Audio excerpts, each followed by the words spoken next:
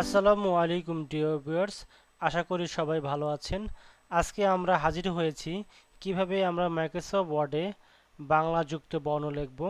তো যুক্ত বর্ণ লেখার ক্ষেত্রে আমাদের মনে রাখতে হবে যে কোনো বর্ণকে যুক্ত করার জন্য অবশ্যই দুটি শব্দের মাঝে আমরা জি লিখব। জি মূলত দুটি শব্দকে যুক্ত করবে, অর্থাৎ লিঙ্ক করবে। অর্থাৎ প্রথম বর্ণ, তারপরে আমরা লিখব জি, অর্থাৎ লিঙ্ক, তারপরে দ্বিতীয় বর্ণ। হয়ে গেল আমাদের যুক্ত বর্ণ। এখানে আমি বেশ কিছু উদাহরণ দিয়েছি। দেখুন, অঞ্চল লিখতে আমরা ইও, লিঙ্ক, স দুটি বর্ণকে আমরা আমরা লিঙ্কের মাধ্যমে যুক্ত করেছি। যদি আপনাদের প্র্যাকটিক্যালি দেখাই, তো দেখানোর পূর্বে অবশ্যই আমাদের ফলো করতে হবে আমাদের ফন্টটি সুতনি ফন্ট রয়েছে কিনা, অর্থাৎ বাংলা ফন্ট রয়েছে কিনা, এটা আমাদের নিশ্চিত করতে হবে। এবং আমরা যেহেতু বিজয় 52-এর মাধ্যমে লেখাটা লিখব, সেক্ষেত্রে অবশ্যই বিজয় ক্লাসিক্স আমাদের সিলেক্ট রাখতে হবে, আদারওয়াইজ আমরা লিখতে পারবো না। তো আমরা এই দুটি বিষয় কনফার্ম করলাম। যেমন আমরা ইও এবং চকে আমরা যুক্ত করব।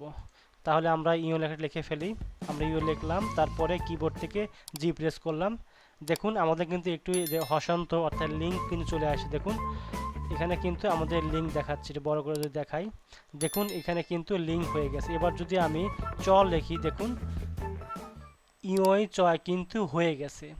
তো আমরা এটার মাধ্যমে আমরা একটি ওয়ার্ড লিখে ফেলি, যেমন অঞ্চল, সরেও, ইও, লিঙ্ক, চ। দেখুন ডিয়ার ভিউয়ার্স, আমাদের কিন্তু বর্ণটি লেখা হয়ে গেছে। যদি আমরা মালাঞ্চল লিখতে চাই, তাহলে আমরা কি করব? প্রথমে আমরা মালা লিখি, ময়াকারে মা, লয়াকারে লা, মালা। তারপরে আমরা যুক্ত বর্ণটি লিখব। তাহলে আমরা কি করব? আমরা ইও প্রেস করলাম, তারপরে কিবোর্ড থেকে জি প্রেস করলাম, তারপরে চ প্রেস করলাম। দেখুন, খুব সহজে কিন্তু বর্ণটি যুক্ত হয়ে গেল।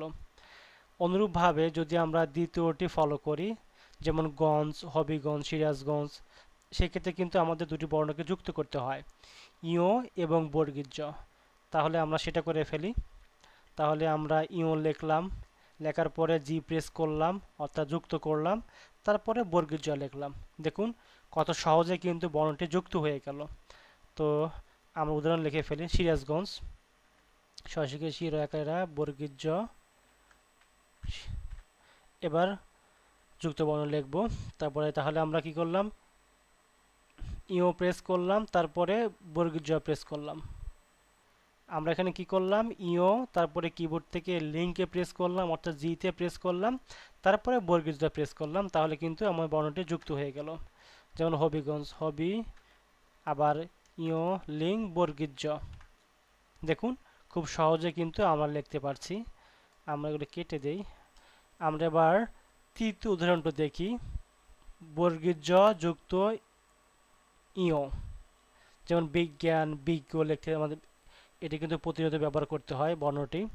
তো সেক্ষেত্রে আমরা লিখি বর্গীয় জ, কিবোর্ড থেকে জি প্রেস করলাম, লিঙ্ক, অর্থাৎ লিঙ্ক, তারপরে ইও প্রেস করলাম।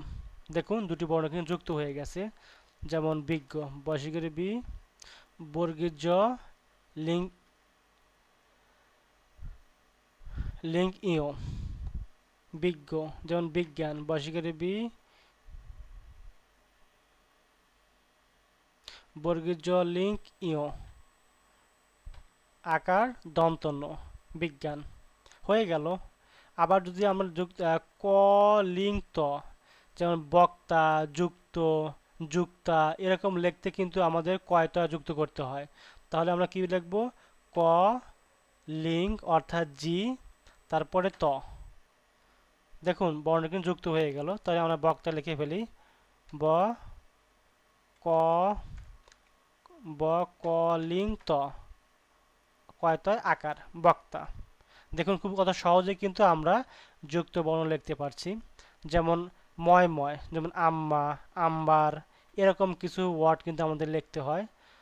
তাহলে কি করব? আমরা সরেয়া, মো, লিঙ্ক, মো, তারপরে আকার, আম্মা। তারপর যদি আমি লিখতে চাই জন্ম, তাহলে কি করবো? আমরা নো, লিঙ্ক, মো।